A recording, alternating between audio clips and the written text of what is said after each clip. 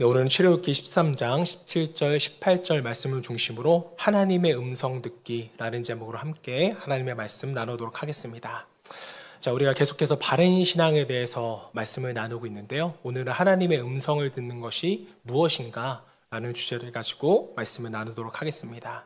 자, 여러분, 같은 의미의 말이라도 뉘앙스에 따라서 굉장히 다르게 듣게 되는 경우가 있습니다. 자, 특히나 신앙생활에 있어서 하나님의 음성과 하나님의 말씀이 사실 그렇습니다. 둘 다 사실은 같은 의미죠. 자, 그런데 보통 우리는 하나님의 음성이라고 했을 때에는 그런 하나님이 우리에게 귀에다가 말씀하시는 건가? 이렇게 생각하는 경우가 많습니다. 자, 물론 필요하시다면 하나님은 우리 귀로 하나님의 음성을 듣게 해줄 줄로 믿습니다. 자, 저도 그렇지만 여러분들도 적게나마 이런 경험을 좀 해보셨을 것 같아요. 어떤 단어나 이미지가 귀에 들리듯 떠오를 때가 있습니다. 자, 이것도 분명 하나님의 음성이라는 것이죠. 자, 그런데 이렇게 우리 육신의 귀로 우리가 하나님의 음성을 듣는다면 모든 사람이 하나님의 음성을 듣는 것이 아니라 특별한 누군가에게만 하나님의 음성이 들려지게 될 것입니다. 자, 그런데 하나님은요, 특별한 누군가만 하나님의 음성을 듣는 것이 아니라 모든 사람이 하나님의 음성을 듣기를 원하십니다. 예수님 또한 하나님의 사람들은 전부 하나님의 음성을 듣는다고 우리에게 말씀하십니다. 자, 요한복음 10장 27절, 내 양은 내 음성을 들으며 나는 그들을 알며 그들은 나를 따르니라. 자, 예수님을 믿는 하나님의 자녀들은요, 분명 하나님의 음성을 들을 수가 있다라는 것입니다. 자, 그런데 많은 분들이 하나님의 음성을 귀로 듣는 줄 알고 또 귀로 들어보기를 원하죠. 하지만 이것은 신앙의 오해라는 것입니다. 또 이러한 이해는요, 인간적인 차원의 단순한 이해죠. 우리는 4차원적인 영적 세계에 대한 이해를 가질 필요가 분명히 있습니다. 자, 그렇다면 우리는 주님의 음성을 어떻게 들을까요? 많은 분들이 궁금해하시는 부분일 텐데 성경 말씀에 따르면 주님의 음성은 생각으로 듣는다는 것을 우리는 알 수 있습니다. 요한복음 14장 26절, 보혜사 곧 아버지께서 내 이름으로 보내실 성령, 그가 너희에게 모든 것을 가르치시고 내가 너희에게 말한 모든 것을 생각나게 하리라. 자, 성령 하나님은 무엇에 근거해서 우리를 가르치시고 인도하실까? 당연히 하나님의 말씀, 예수님의 말씀으로 우리를 가르치시고 인도하십니다. 자, 그리고 성령은 예수님이 하신 일과 말씀을 다 우리에게 생각나게 하시죠. 때문에 우리가 하나님의 음성을 듣기 위해서는 성경의 저자이신 성령님께 우리의 눈을 열어달라고 기도를 해야 하는 것입니다. 자, 여러분, 하나님의 음성 듣기를 너무 어렵지 않게 생각하시면 좋겠어요. 하나님의 음성은 하나님의 말씀, 곧 성경인 것입니다. 자, 디모데후서 3장 16절 말씀, 우리가 너무나 잘 알고 있는 말씀이죠. 모든 성경은 하나님의 감동으로 된 것으로 교훈과 책망과 바르게 함과 의로 교육하기에 유익하니. 자, 한 절 더 보겠습니다. 베드로후서 1장 20절, 21절. 먼저 알 것은 성경의 모든 예언은 사사로이 풀 것이 아니니 예언은 언제든지 사람의 뜻으로 낸 것이 아니요 오직 성령의 감동하심을 받은 사람들이 하나님께 받아 말한 것임이라. 자, 두 구절을 보시면 성경은 곧 하나님의 음성, 메시지라는 것을 우리에게 가르쳐 줍니다. 자, 그런데 그렇다고 하나님의 영의 감동을 받아 쓰인 성경을 그저 우리가 글자로 보고 또 분석하고 이해한다고 하나님의 음성이 되는 것은 결코 아닙니다. 자, 성경의 저자 되시는 성령께서 그 성경의 의도를 우리에게 알려주시고 그 뜻을 밝혀 가르쳐 주실 때 그것이 우리에게 하나님의 음성으로 들려지는 것이지 성경을 내 상황에 맞게 내가 원하는 대로 해석하는 것은요, 결코 하나님의 음성이 아니라는 것입니다. 자, 죄송하지만 사단이 아담과 하와를 유혹할 때 하나님의 말씀을 해석한 것과 같은 또 잘못된 방법, 아니 죄악된 방법이라는 것을 여러분이 기억하셔야 됩니다. 여러분, 대표적으로 우리가 잘못 해석하고 있는 성경 말씀 하나만 좀 보도록 할게요. 이 말씀은 교회 다니시지 않는 분들도 굉장히 잘 아는 말씀이죠. 욥기서 8장 7절 말씀. 우리 좋아하는 말씀이니까 한번 같이 읽어볼까요? 시작. 내 시작은 미약하였으나 내 나중은 심히 창대하리라. 많은 분들이 굉장히 좋아하는 말씀인데요. 자, 이 말은요, 욥이 한 말도 아니고 하나님이 하신 말씀도 아닙니다. 욥의 친구인 이 빌닷이 욥에게 한 말인데요. 배경은 이렇습니다. 자, 욥이 한순간에 마귀의 시험으로 10명의 자녀를 잃고 재산도 다 잃어버리게 되니까 친구인 빌닷이 욥에게 말하는 거예요. 욥아, 이거 다 너의 자식과 너가 죄를 지어서 그런 거야. 빨리 회개해. 회개하면 내 시작은 미약하였으나 내 나중은 심히 창대할 거야. 좀 더 풀어서 말하면 지금은 너가 거지인데 너가 회개하면 부자가 될 거야. 이런 배경으로 여러분 빌닷이 욥의 친구가 설명을 한 것입니다. 자, 그러니까 무엇인가 하나님의 일을 한다거나 무언가를 이루기 위해서 응원하는 메시지가 아니라 빌닷은요, 욥이 죄인이라고 확정지어서 말하고 있는 것입니다. 자, 이것도 잘못된 성경의 해석인데, 자, 빌닷의 말을 한번 잘 정리해 보면 빌닷의 말의 공식은 이겁니다. 욥아, 사람이 하나님의 은혜로 사는 것이 아니라 우리의 행위로 인하여 하나님의 축복을 받으며 살아간다고 생각하는 너무나도 교만한 생각이 되는 것입니다. 자, 그런데 이 말씀이 어디에 많이 있나요? 주로 성도의 사업장이나 주로 식당에 많이 걸려 있는데, 아마 욥이 살아서 식당에 가서 이 말씀을 보면 굉장히 깜짝 놀랄 것입니다. 자, 많은 성도나 심지어 목회자분들 중에도 성경에 나오는 말씀인데 어떠냐, 좋게 사용하면 되는 것이 아니냐, 이렇게도 여러분 말씀하시지만 성경을 정확하게 해석해야 하나님의 음성을 우리는 그분의 뜻대로 살아갈 수 있게 되는 것입니다. 자, 이것을 신학적인 용어로는 성령께서 성경의 뜻을 밝혀준다는 의미로 조명이라는 단어를 사용합니다. 지금 이 순간에도 성령 하나님께서는 우리에게 말씀하시고 말씀을 분명히 조명해 주십니다. 자, 때문에 우리는 하나님의 말씀, 하나님의 음성을 누구나가 다 들을 수 있는 것이죠. 특별한 사람에게만 하나님의 음성이 들려지는 것이 아니라는 것입니다. 자, 거듭 말씀드리지만 우리에게 생각나게 하시는 성령님께서는 우리와 지금도 함께 계셔서 분명히 일하시고 계십니다. 자, 때문에 하나님은 우리가 가진 성경으로 말씀도 하시고요, 우리에게 생각나게 하셔서 그 상황을 해석하게도 하십니다. 자, 그런데 이 과정은 단순히 우리 머릿속에 있는 성경 몇 구절로 상황을 끼워 맞추는 그런 단순한 과정이 아니라는 거예요. 여러분들이 이거 조심하셔야 됩니다. 우리가 성경 몇 구절을 안다고 해서 지금 상황은 이런 거고 하나님께서 이렇게 말씀하시는 거야, 이렇게 하나님의 음성을 쉽게 단정지어서는 안 된다는 거예요. 지금 우리가 하나님의 음성을 듣는 거잖아요. 여러분의 생각, 내 생각을 끄집어내는 것이 결코 아니라는 것입니다.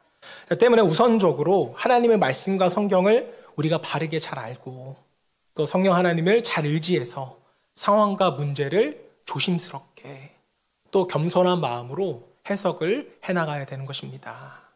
여러분, 하나님의 음성인데 아님 말고 이런 식으로 우리가 권면하거나 또 성경을 함부로 말해서는 안 된다는 것이죠. 자, 그래서 여러분, 우리가 날마다 성령 충만함을 위해서 기도해야 하는 이유가 바로 여기에 있습니다.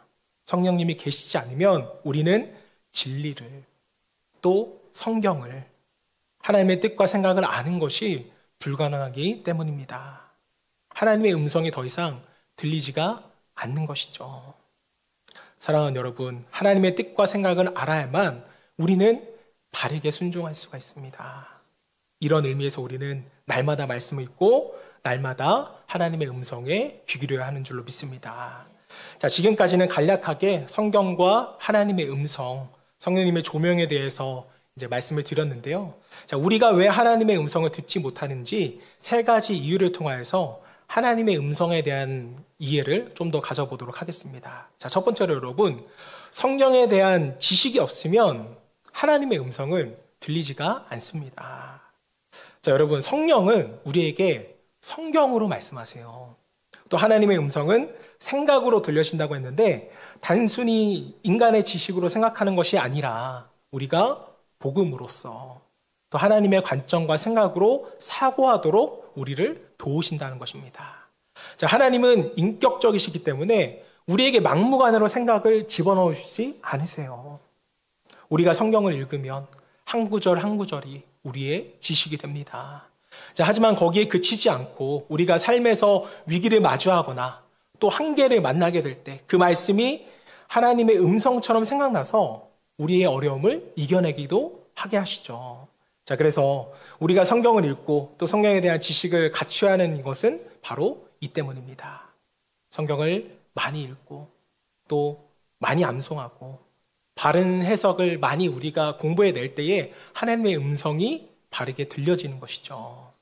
자, 여러분, 예전에는 시골에 가서 지하수에 물을 뜨려면 먼저 물을 한 바가지 부어서 그 압력으로 그 아래에 있는 물이 올라가게 하는 것처럼 이 마중물이 없으면 여러분 지하수를 얻을 수가 없습니다. 펌프질을 해봐야 아무리 해도 소용이 없다라는 것이죠. 저는 성경에 대한 지식이 바로 이 마중물이라고 믿습니다. 그 지식이 부어질 때 비로소 성령의 역사가 실제로 모습을 드러내는 것입니다. 저 여러분 모두가 하나님의 음성을 듣고 싶다면 또 바르게 듣고 싶다면 이 마중물 성경에 대한 지식을 꼭 준비할 수 있기를 주님으로 소망합니다. 자, 두 번째로 하나님의 음성이 들리지 않는 이유는 거짓의 영이 듣지 못하도록 우리를 미혹하기 때문에 그렇습니다.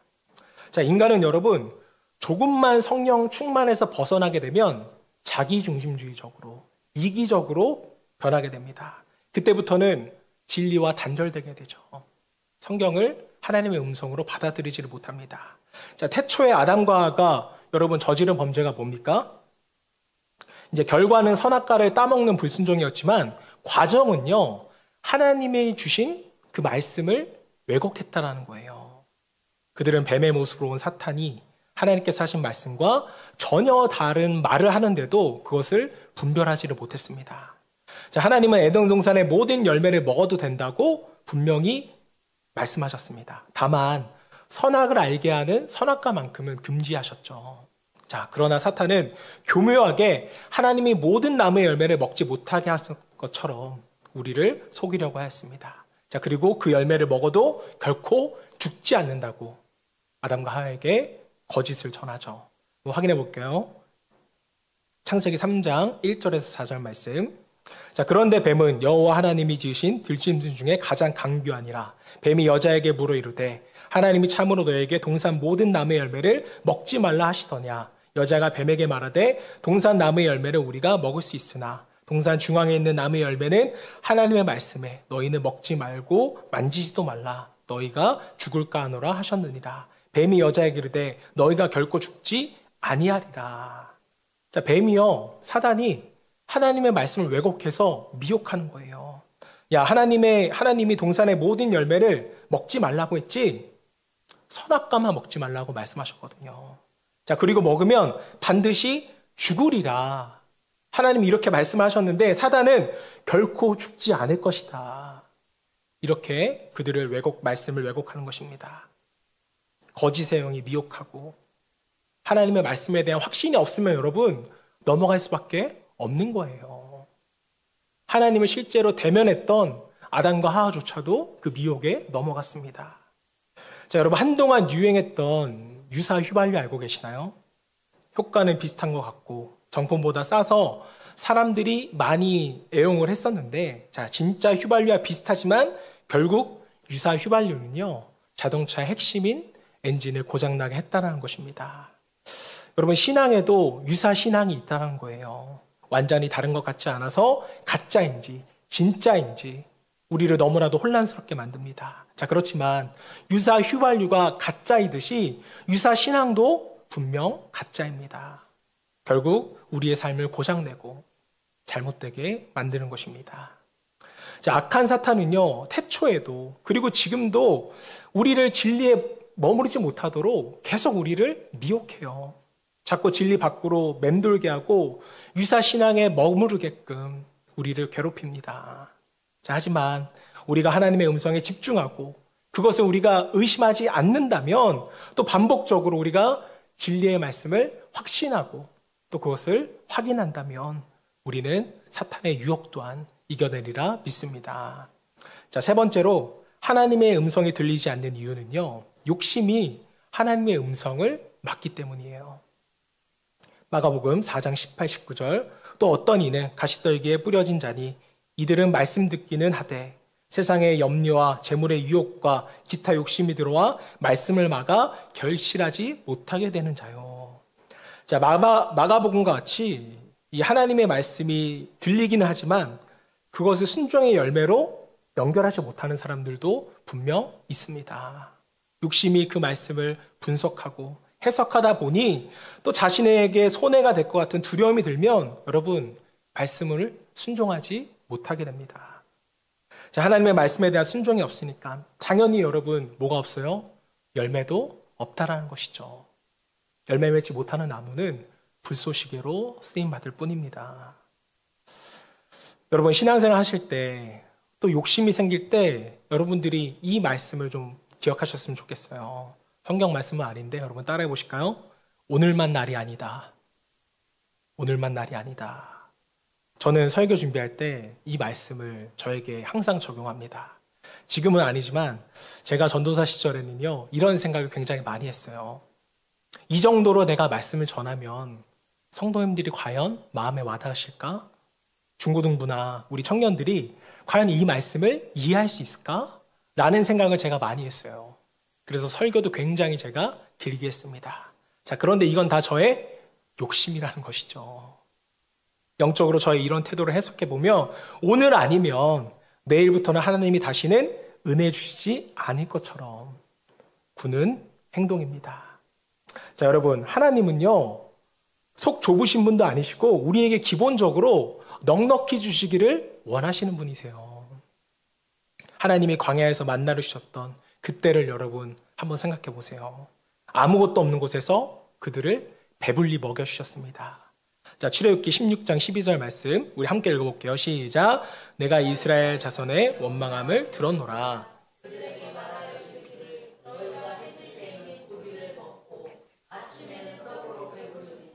내가 여호와 너희의 하나님인 줄 알리라 하라 하시니라. 자, 하나님은 우리에게 분명 매일 배부르게 먹게 해준다고 약속을 하셨습니다. 자, 그렇다면 우리는 그냥 이 약속을 신뢰하면 돼요. 주시는 대로 그저 먹기만 하면 되는 것입니다. 자, 그런데 인간인지라 우리의 마음이 너무나도 불안하다는 것이죠. 내일 모자르면 어쩌지? 내일 먹을 게 없으면 어떡하지? 이스라엘 백성들이 이러한 마음을 가졌습니다. 출애굽기 16장 16절 17절 말씀, 너희 사람 수요대로 한 사람의 한 오멜씩 거두되 각 사람이 그의 장막에 있는 자들을 위하여 거둘지니라 하셨느니라. 이스라엘 자손이 그같이 하였더니 그 거둔 것이 많기도 하고 적기도 하나. 자, 때로는 우리가 하나님의 음성을 듣고도 여러분 헷갈릴 때가 있어요. 하나님은 만나를 한 오멜씩 거두라고 했는데 이 양이 우리가 봤을 때는 적기도 한 것 같고 많기도 한 것처럼 그렇게 보입니다. 인간이 보기에는 불안한 거죠. 자, 그런데 하나님의 음성을 듣고 말씀대로 순종했더니 어떻게 됩니까? 18절 말씀, 오멜로 되어 본즉 많이 거둔 자도 남음이 없고 적게 거둔 자도 부족함이 없이 각 사람은 먹을 만큼만 거두었더라. 여러분, 적은 듯 해 보이지만 부족함이 없었고 많이 거둔 자도 남음이 없었다라는 거예요. 하나님의 역사는 이러합니다. 저는 이것이 여러분 하나님의 능력이라고 믿어요. 하나님이 보실 때 양이나 수는 절대로 중요하지 않다라는 것입니다. 양이 적어도 하나님이 역사하시면 부족함이 없는 거예요. 우리가 볼 때 양이 많아 보이지만 하나님이 역사하시면 적당하거나 부족하게도 하실 수 있는 분이세요. 때문에 우리는 욕심을 부려서 하나님의 음성을 듣지 못할 이유가 전혀 없다라는 것입니다. 오히려 하나님의 음성에 귀를 기울이고 그 말씀에 순종할 때 하나님은 우리의 필요를 만족함으로 채워주시기 때문입니다. 저 여러분 모두가 욕심을 버림으로써 하나님의 것으로 만족함을 얻을 수 있는 저와 여러분 되시기를 주님으로 축복합니다. 자, 우리는 지금까지 하나님의 음성을 듣지 못하는 세 가지 이유에 대해서 살펴봤습니다. 첫 번째는 하나님에 대한 지식이 없어서, 두 번째는 거짓의 영에 우리가 미혹이 되어서, 세 번째는 인간의 욕심 때문입니다. 자, 그렇다면 여러분들에게 질문을 좀 드리겠습니다. 자, 여러분들은 지금 하나님의 음성을 듣고 계십니까? 또 성령의 감동으로 쓰인 하나님의 말씀을 읽고 계신가요? 그 말씀이 우리의 삶 속에서 생각나고 기억나서 상황에 맞도록 적용하고 계십니까? 만약 우리의 삶이 이러지 못한다면 과연 무엇이 문제일까?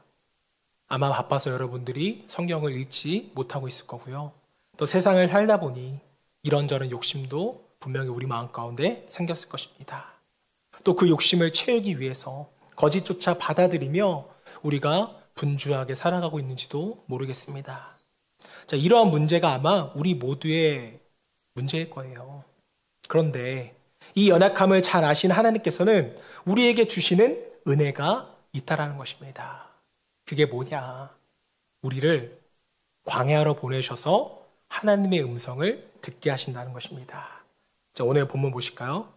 출애굽기 13장 17절, 18절, 21절, 22절까지 말씀을 좀 길지만 좀 볼게요. 바로가 백성을 보낸 후에 블레셋 사람의 땅의 길은 가까울지라도 하나님이 그들을 그 길로 인도하지 아니하셨으니 이는 하나님이 말씀하시기를 이 백성이 전쟁을 하게 되면 마음을 돌이켜 애굽으로 돌아갈까 하셨습니다. 그러므로 하나님이 홍해의 광야길로 돌려 백성을 인도하심에 이스라엘 자손이 애굽 땅에서 대열이져 나올 때에 21절입니다. 여호와께서 그들 앞에서 가시며 낮에는 구름 기둥으로 그들의 길을 인도하시고 밤에는 불 기둥을 그들에게 비추사 낮이나 밤이나 진행하게 하시니 22절 낮에는 구름 기둥 밤에는 불 기둥이 백성 앞에 떠나지 아니하리라. 자, 여러분 말씀을 보시면요, 본래 그들이 출애굽을 할 수 있는 다른 길이 있었어요. 오히려 그 길은 굉장히 가까운 길이었습니다. 자, 그런데 하나님은 의도적으로 이스라엘 백성들을 홍해의 광야길로 인도하시는 거예요. 여러분, 광야라는 곳이 어떤 곳입니까? 생명을 유지할 수 있는 물과 먹을 거리가 없어요. 또 길 또한 없는 곳입니다. 자, 그래서 광야는 버림받은 장소, 황폐한 장소, 사람들이 들어가면 모든 것을 포기하게 되는 그러한 장소입니다. 자, 성경에도 사실 광야에 대해서 좋은 의미로 설명하지는 않아요. 성경 신명기 8장 15절 말씀, 너를 인도하여 그 광대하고 위험한 광야 곧 불뱀과 정갈이 있고 물이 없는 간조한 땅을 지나게 하셨으며. 자, 먹을 것만 얻는 게 아니라 광야는 위험해요. 우리의 생명을 위협하는 곳입니다. 특히 어디로 가야 할지 길도 알 수 없는 곳이에요. 때문에 광야에 들어선 이상 헤매지 않고 길을 찾는 것은 생존에 있어서 절대적인 요소인 것입니다. 자, 그런데 하나님께서는 이스라엘 백성들을 이런 광야로 내모셨다는 거예요. 또 그곳에서 예배를 받겠다고 하나님은 말씀하십니다. 출애굽기 5장 1절 그 후에 모세와 아론이 바로에게 가서 이르되 이스라엘의 하나님 여호와께서 이렇게 말씀하시기를 내 백성을 보내라. 그러면 그들이 광야에서 내 앞에 절기를 즉 예배를 지킬 것이니라. 자, 하나님은 왜 굳이 광야에서 예배를 받겠다고 하셨을까? 또 일부러 길을 잃게 하시려고 우리를 광야로 보내신 것일까? 아니죠. 아닙니다. 하나님이 우리에게 그러실 리가 없죠.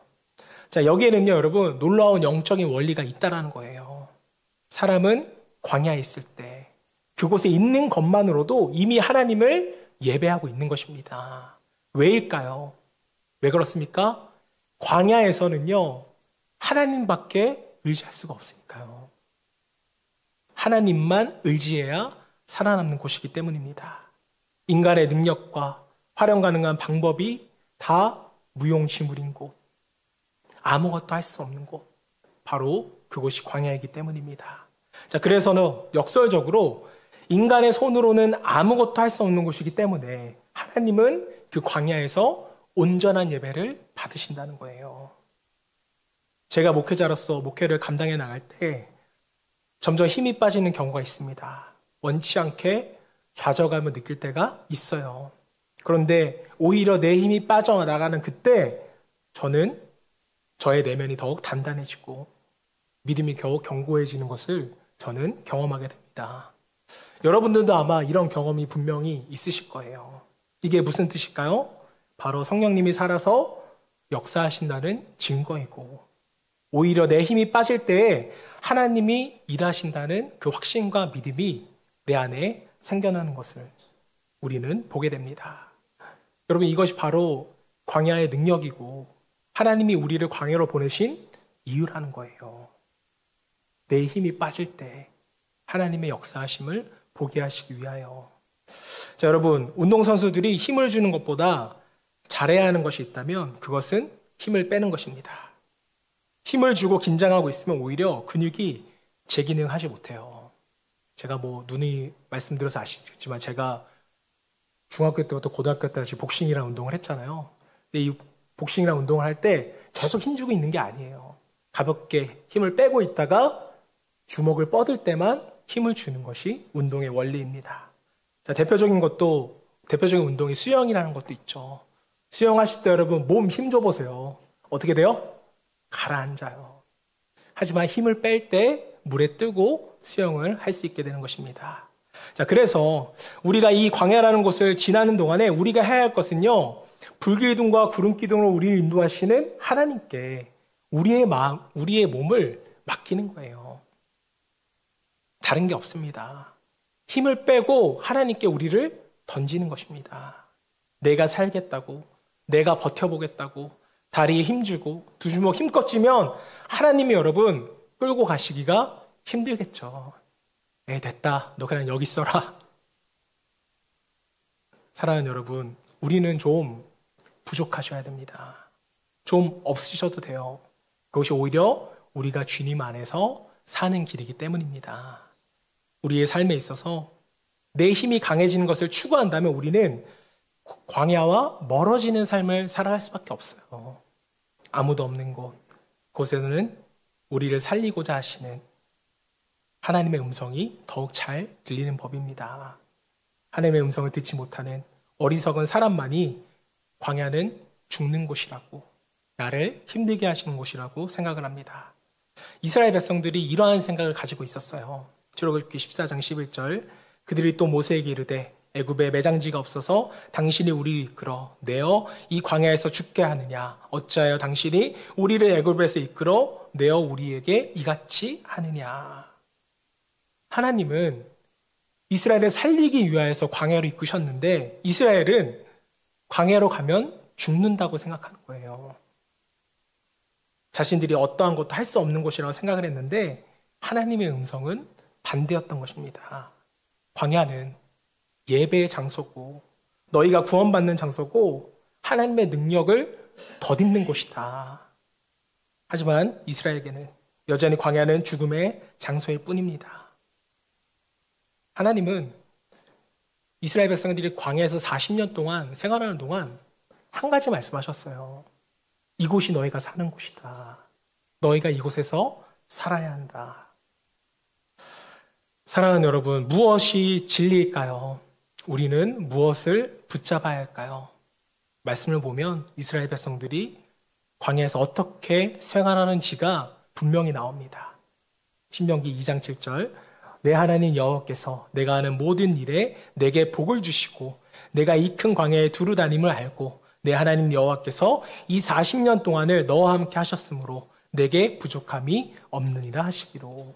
자, 광야는요, 이스라엘에게 절망의 땅이었고 아무것도 없는 곳이었는데 성경은 그들에게 뭐라고 말합니까? 그들이 부족함이 없었다. 신명기 29장 5절 말씀, 주께서 40년 동안 너희를 광야에서 인도하게 하셨거니와 너희 몸의 옷이 낡아지지 아니하였고 너희 발의 신이 헤어지지 아니하였으며.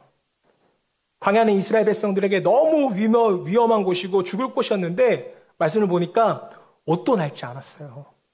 신발도 헤어지지 않았다는 것입니다. 사랑하는 여러분, 말씀에서 광야는 오히려 하나님을 볼 수 있는 은혜의 장소고 또 생명의 장소, 하나님의 기적을 볼 수 있는 장소라고 우리에게 가르쳐주고 있는 것입니다.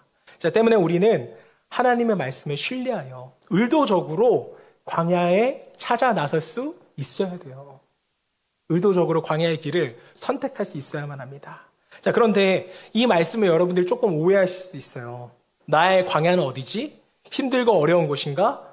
거기가 어디지? 이렇게 생각할 수도 있지만, 또 그러한 환경일 수 있지만 정확한 정답은 아닙니다, 여러분. 광야는요, 하나님만으로 가득한 곳이에요. 어려움이 있는 곳이 광야가 아니라 하나님이 계신 곳, 하나님만이 역사하시는 곳, 그것이 바로 광야인 것입니다. 문제가 있고 힘들고 어려운 곳만이 광야가 아니라 하나님만으로 가득하고 하나님의 음성이 들린다면 그것이 바로 광야인 것입니다. 하나님만으로 우리의 삶의 자리가 가득해지면 문제가 더 이상 문제로 보이지 않고 한계가 더 이상 우리의 한계로 느껴지지 않는 줄로 믿습니다. 저 여러분 모두에게 하나님 인도하시는 각자의 광야가 분명히 있을 것입니다. 그곳으로 인도하시는 하나님의 음성을 잘 들으셔서 광야에서 더욱 하나님을 깊게 체험하고 그곳에서 온전한 예배를 드릴 수 있는 저와 여러분 되시기를 주님으로 축원합니다.